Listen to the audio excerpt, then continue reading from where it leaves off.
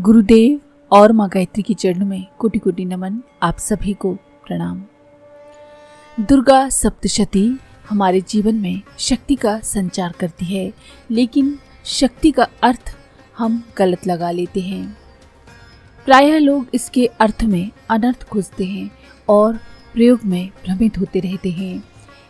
ऐसे भ्रमित लोगों के मन में शक्ति, आक्रामकता, आधिपत्य, अहंता के उद्धत प्रदर्शन के रूप में स्थान पाती है। शक्ति के प्रायः हमको यही रूप देखने को मिलते हैं, हालांकि स्थिति इससे बिल्कुल विपरीत है।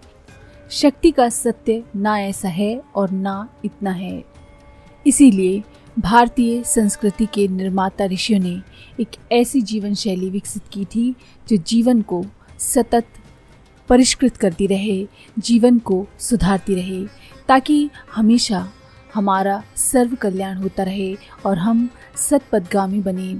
भारत की प्राचीन संस्कृति में जब मानव सभ्यता मध्य हिमालय से शुरू हुई, उस समय के उल्लेख मिलते हैं।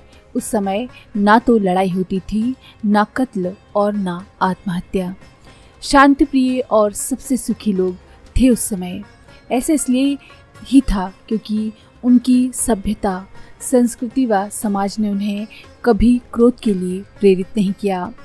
उस युग में अगर कोई किसी को सपने में भी मार दे तो उसे जाना पड़ता था उस व्यक्ति से माफ़ी मांगने के लिए। अगर कोई किसी से नाराज हो और उससे लड़ाई हो जाए सपने में, तब अगले दिन पूरे गांव के सामने उसे घोषित करना पड़ता था कि उसने कुछ गलत किया है। ऐसी स्थिति में सारे गांव के लोग इकट्ठे होते थे और गांव का प्रज्ञावान ऋषि उस सपने का निदान बतलाता था कि ऐसी स्थिति में क्या करना चाहिए। छोटे बच्चों के साथ भी यही किया जाता था। उदाहरण के लिए, अगर सपने में किसी बच्चे ने पड़ोसी के बच्चे को उदास देखा है तो वो इस स्वप्न को अपने माता पिता को बताता था। उसका पिता जब ये सपना गांव के ऋषि को बताता था तो वो ध्यान में जाकर स्थिति का विश्लेषण करके उससे कहता था, अगर तुमने उसे उदास देखा है तो इसका मतलब है कि कुछ हुआ है। किसी तरह उसकी उदासी तुमसे संबंधित है। किसी दूसरे ने उसकी उदासी का सपना नहीं देखा। जाने अनजाने जरूर तुमसे अवश्य कुछ हुआ है जिससे उसकी उदासी निर्मित हुई है। पर अगर अब तक ऐसा नहीं हुआ तो ऐसा भविष्य में होने वाला है। सपना तो बस एक प्रतीक है। इसलिए उस लड़की के पास जाओ, उसे उपहार दो, उससे क्षमा मांगो और उससे प्रेम करो। ऋषि की बात मानकर स्वप्न देखने वाला लड़का ऐसा ही कुछ करता था। इसलिए भारत की प्राचीनतम संस्कृति घृणा, क्रोध व सभी मनोग्रंथियों से मुक्त थी। इसीलिए उस काल को सतयुग कहा जाता था। धीरे धीरे स्थितियां बदली और विकृत हो गईं। ये बदलाव पहले मानव मन में आया, बाद में फिर जीवन के घटना क्रमों में आया। आदि शक्ति की लीला कथा में तीसरी बार राजोवाच का उल्लेख हुआ है। ये उल्लेख उस समय पर है जब महर्षि मेधा महाराज सुरत व समाधि वैश्य को महामाया की महिमा सुनाना प्रारंभ करते हैं। महर्षि मेधा ने उन्हें बताया कि महामाया का अमिट प्रभाव ही संसार की स्थिति का कारण है। संसार के प्रत्येक घटनाक्रम के पीछे उन्हीं की ऊर्जा सक्रिय है। इस स्थान पर पहुंचकर महाराज सुरत की जिज्ञासा का परिपाक हो रहा है। उनका चित्त, चिंतन व चेतना अब महामाया की ओर उन्मुख हो रहे हैं। प्रत्येक जीवात्मा की कुशलता, पवित्रता व विकास इसी में तो है कि वो भगवती महामाया की ओर उन्मुख हो। हाँ, महामाया की ओर उन्मुख होते हुए मौन, एकांत व एकाग्र होना ही तप है। जो महामाया की ओर उन्मुख होकर अपने मन में जितने अधिक मौन, एकांत व एकाग्र को पाता है वो उतना ही श्रेष्ठ तपस्वी होता है। महाराज सुरथ अब इसी ओर अग्रसर हैं। आइए अब जानते हैं इस मंत्र का साधना विधान। ये है मंत्र का विनियोग। विनियोग करने के बाद आप न्यास करें। न्यास के जो अंग दिए हैं उनको स्पर्श करते जाएं और मंत्र को बोलते जाएं। उसके बाद माँ का ध्यान करें इस मंत्र से। मंत्र है ओम एम रोम नमः। राजोवाच नमो रोम एम ओम। मंत्र का विधान वही है। 10 माला गायत्री मंत्र की और 1 माला सप्तशती मंत्र की। इस तरह से 10 दिन का विधान है और उसके बाद दशांश हवन करें। हवन आप पायस, घृत और तिल से कर सकते हैं, यानी कि खीर, घी और तिल से। आध्यात्मिक रूप से आपको भगवती की ओर जीवन चेतना का उन्मुखीकरण होगा, यानी आप धीरे धीरे भगवती की भक्ति की ओर जाने लगेंगे और लौकिक फलश्रुति है कि जीवन के कष्टों का शमन होगा। गायत्री मंत्र के साथ इस दुर्गा सप्तशती के मंत्र के प्रभाव तीव्रता से अनुभव होते हैं। गायत्री महामंत्र सभी तरह की मंत्र साधनाओं का आधार है। इसकी महिमा अतुलनीय और अवर्णीय है। इसलिए गायत्री महामंत्र को नियमित, निरंतर व अनवरत करते रहना चाहिए। ऐसा होते रहने पर सप्तशती का पाठ व इसके मंत्रों का जप बड़े विलक्षण प्रभाव देते हैं। इस मंत्र साधना के साथ भी कुछ ऐसा ही है।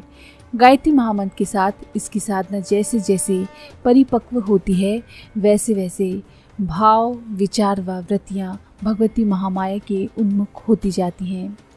साथ ही संसार के दुख कष्ट भी कम होते हैं।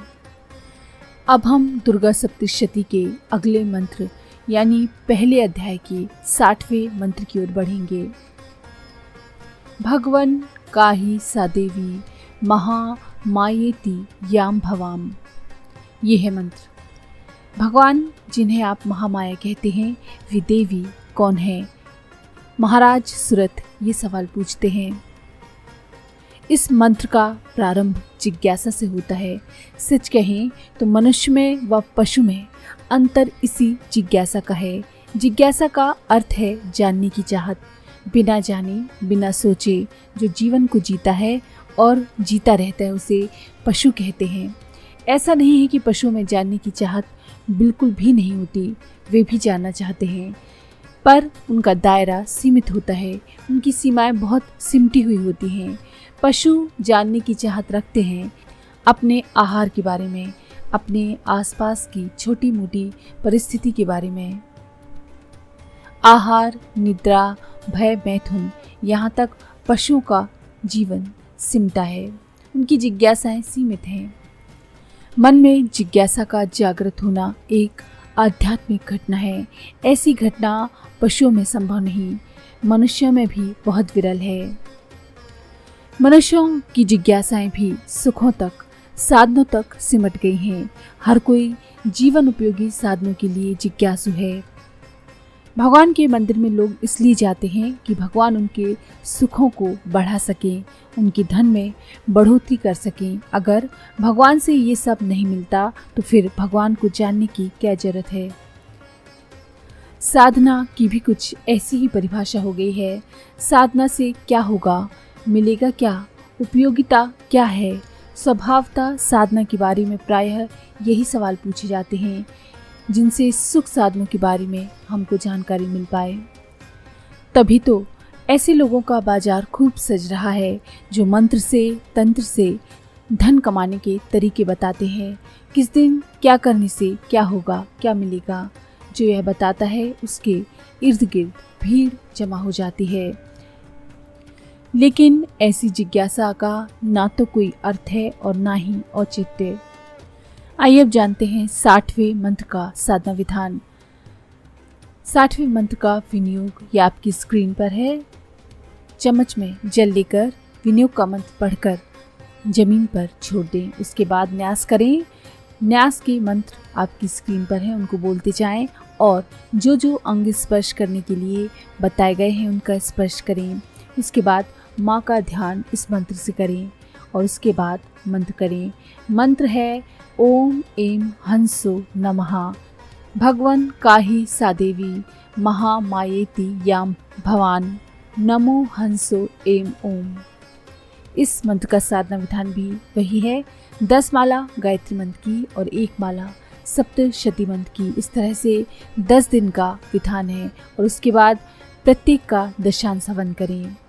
आध्यात्मिक फलश्रुति महामाया के स्वरूप के प्रति जिज्ञासा का जागरण होता है।